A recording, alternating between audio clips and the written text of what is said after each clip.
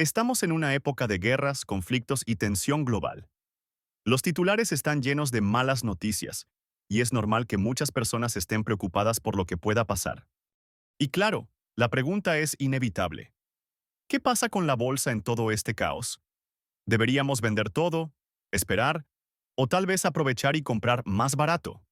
En este vídeo vamos a analizar qué efecto tienen las guerras sobre el mercado, qué nos enseña la historia y qué es lo más inteligente que podemos hacer para proteger nuestras inversiones. Lo primero que hay que saber es que cuando estalla un conflicto serio, la reacción inmediata de los mercados es el miedo. Ese miedo hace que muchas personas vendan en pánico. Los precios se desploman y los medios nos bombardean con noticias negativas que refuerzan aún más la sensación de que todo se viene abajo. Pero si nos detenemos a mirar con perspectiva histórica, el comportamiento real de la bolsa durante conflictos bélicos no es tan catastrófico como uno podría pensar. Vamos con ejemplos concretos. Después del ataque a Pearl Harbor en 1941, el mercado cayó un 10%. Un golpe fuerte, sin duda. Pero en apenas un mes, ya había recuperado casi todo el terreno perdido. Durante la crisis de los misiles en Cuba en 1962, la tensión mundial fue máxima. Estados Unidos y la Unión Soviética estuvieron al borde de una guerra nuclear. La bolsa cayó casi un 7% en pocos días, pero en menos de 2 semanas ya se había estabilizado. Y en 2022, cuando Rusia invadió Ucrania, el S&P 500 empezó el día con una caída del 2,6%, pero al final de la jornada cerró con una subida del 1,5%, en medio de una guerra. Estos datos nos muestran algo claro. Cuando el miedo se disipa, aunque la situación siga siendo grave, los mercados tienden a estabilizarse o incluso a subir. Y esto no solo aplica a guerras, lo hemos visto también en otras grandes crisis. En 2008, con la caída de Lehman Brothers y el desplome del sistema financiero, el mercado perdió casi un 57%, pero en los 10 años siguientes se triplicó. En 2001, tras los atentados del 11S, el mercado cayó más de un 10% en 5 días. 2 semanas después, ya había recuperado casi todo.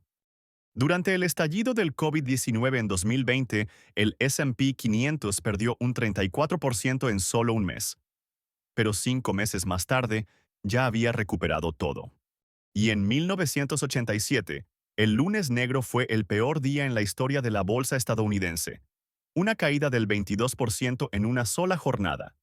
Sin embargo, en 2 años, el mercado ya estaba en máximos otra vez. Así que, si te estás preguntando qué hacer en medio de un conflicto, la respuesta más sensata no es ni vender todo ni lanzarte a comprar sin pensar. La clave está en la calma, en no tomar decisiones impulsivas. Si ya estás invertido, lo más probable es que lo mejor sea mantener tus posiciones. Vender por miedo casi siempre sale mal. Y si tienes dinero disponible, puede que encuentres buenas oportunidades en empresas sólidas que estén baratas por la situación actual. Pero todo esto tiene sentido únicamente si estás invirtiendo con una mentalidad a largo plazo. Porque incluso quienes invirtieron en los peores momentos de la historia, como justo antes de la caída del 2008 o del COVID, terminaron ganando, si mantuvieron su inversión. Vamos a verlo con una historia muy ilustrativa. 3 personas, María, Sara y Laura.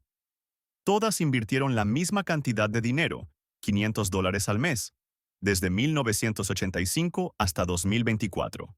Pero cada una lo hizo con una estrategia diferente. María era la experta.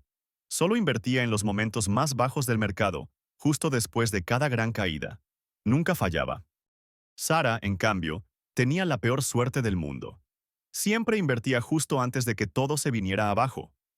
Compraba en los picos máximos, una y otra vez. Y Laura simplemente invertía cada mes, sin preocuparse por nada. Le daba igual si el mercado subía, bajaba o explotaba una crisis mundial. Nunca intentó adivinar nada. ¿Y qué pasó? María, la que siempre acertaba, terminó con $3,3 millones. Sara, la que siempre lo hacía todo mal, terminó con 2,1 millones. Y Laura, la que solo fue constante, ganó más que las dos, 3,5 millones. ¿Cómo es posible? Porque Laura tuvo su dinero invertido más tiempo. Su dinero siempre estuvo trabajando, creciendo con el interés compuesto. Y Sara, aunque lo hizo todo mal en cuanto al momento de entrada, nunca vendió. Eso fue su gran acierto. Aun invirtiendo en los peores días, si te mantienes dentro, ganas. Y aquí viene una de las lecciones más importantes. El mayor error no es comprar en el peor momento. El verdadero error es quedarse fuera. ¿Sabías que si hubieras invertido $10,000 en el S&P 500 en 2003 y hubieras estado invertido sin tocarlo hasta 2022, habrías ganado más de 64,000? Pero si te perdías solo los 10 mejores días de ese periodo, solo te quedaban 29,000, la mitad, por perderte apenas 10 días. Y si te perdías los 20 mejores días, terminabas con menos de 18,000. Por eso es tan peligroso vender por miedo. Porque los días más rentables suelen venir justo después de las peores caídas. Cuando todo parece perdido, cuando todos venden, justo ahí es donde suele empezar la recuperación. Y si estás fuera del mercado, te lo pierdes. Ahora piensa esto. Para que eso de salgo antes de la caída y vuelvo a entrar antes de la subida funcione, tienes que acertar 2 veces seguidas. ¿Quién lo logra? Ni los expertos, ni los gurús. Nadie tiene una bola de cristal. Por eso existe una frase muy famosa en el mundo de las finanzas.